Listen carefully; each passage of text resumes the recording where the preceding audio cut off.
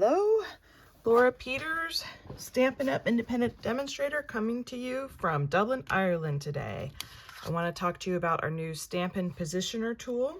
This is on pre-order only for demonstrators at the moment, but will be part of a joint offer in February and then available to customers sometime after that is over. So the earliest would be March 2nd, but it depends on stock. Okay, I'm going to start this by saying I never had a Stamparatus, but this is the new answer to the missing Stamparatus.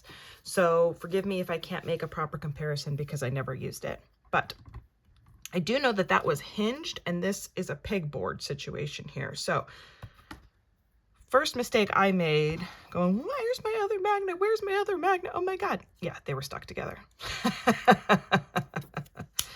So one thing I've learned already about this is, while you can't see it on the camera, there are inch and centimeter markings along both edges, but there's also a little triangle here. And that's for positioning your paper in between these two pegs so that, God forbid, your paper lift up, you know how to place it back nice and easily. There is grid paper available for this. I have not bought it yet. So I want to demonstrate how I'm going to use this and why it's helpful using the Be My Valentine suite. So I'm going to start with the smaller of the two templates. I'm going to make my bee right here. And this has springs on both sides, and you can see it's a very thick acrylic, very firm, but it's got holes on this side, and those holes are going to go on this peg. So I'm going to position it and make sure that my bee is in it. Now I will say there is a little bit of wiggle room available here, so do be careful when you're setting it down. Pick them up. Stick in my paper. Let go. Okay, so see, that's why this little divot is good, because that picked up my paper a little bit, so I'm able to put it back in the divot. So I don't know if it's just my pad or what. You can tell from the opening that this is an older style pad, but I always get bubbles in it. So sometimes this doesn't ink nicely the first time. Let's see. One thing I've heard people say, oh, that was beautiful, first go. Yesterday I had to do this twice.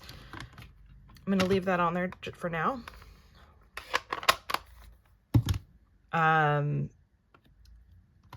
Is that when they had the Stamparatus, because it was hinged, they would be pushing on this side, but not heavy enough on this side, and this one is straight down. So first thing I want to do is put my stripes on. And I've used, oh, that's upside down. I used this plenty of times, but I can't say that my stripes were ever exact. And now I am able to, you can't tell in the video, I think my head's in the way first of all, but I'm able to position it and look through and make sure that ooh, had it lined up, and then my finger twitched. Line it up exactly. Was that lined up? There we go. I think that's exactly the way I want it.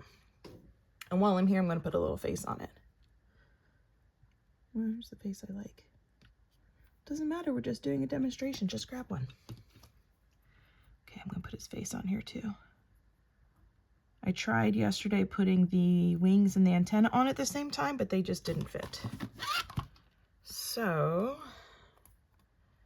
a lot of people are using this. They're saying this is really great if you're making multiple cards at a time because you leave them on there.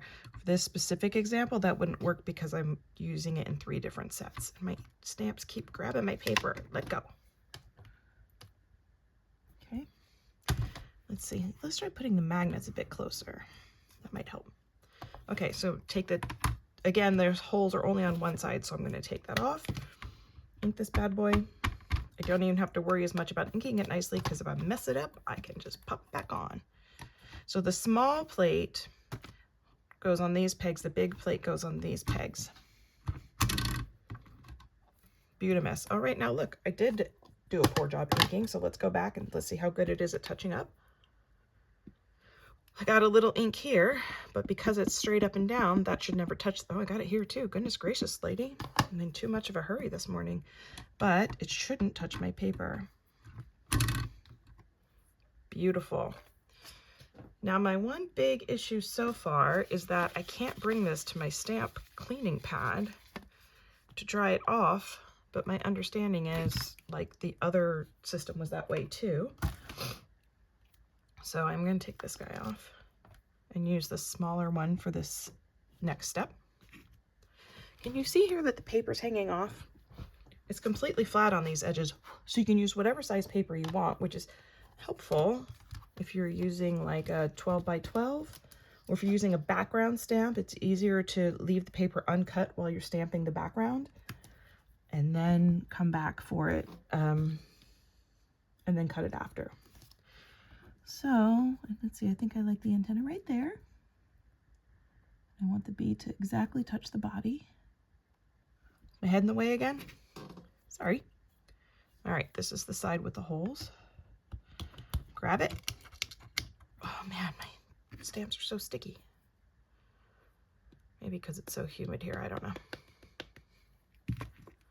Nope. Try that again. All right, let's see. Chang. Perfect bee. Everything's perfectly lined up. I love two-step stamping, but I can't say that I always get things lined up perfectly. Okay, the other place where I think this is really going to come in handy is with the white ink. I see loads of projects that I like with white ink. I'm going to take these off and clean them properly when we are done here. And I think sometimes they're embossing, and I just never do a good job on it. So I'm going to put this in the divot again. Of course, you can line it up with the measurements, but in this case, why bother? Because I don't know any measurements. So I'm just going to go with a little guide here. And my white ink, here it is. My Whisper White. Now, I did use this in December. It's almost February, so I don't know if it's going to need to be re-inked. Another set I think this will work really nicely with is these two new ones that I just got, because these are all two-step stamping. So these decorations go in the corner of these circles, and these are all separate words, of course. And then you've got leaves that you do different layers on the tree. So I think it's going to be really helpful for these two sets. But for right now, let's see, I said I was going to use the bee set, didn't I? So let's see. I love you no matter what. Let's see.